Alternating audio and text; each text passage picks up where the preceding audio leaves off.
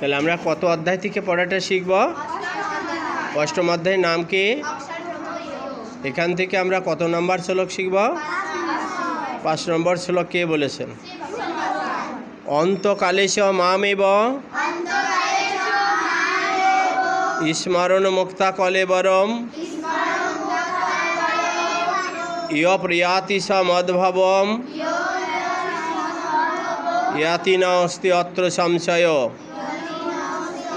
অন্তকালেশ মামেব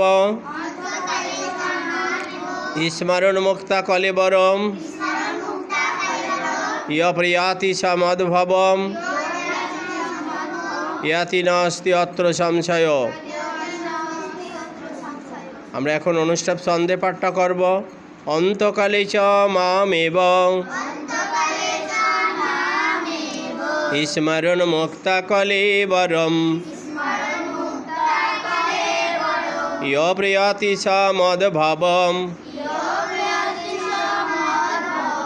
ইয়াতি নাস্তি অত্র সংশয়। অন্তকালে চ মামেব স্মরণ মুক্তা কলেবরম ইয় প্রিয়াতি স মদ্ভবম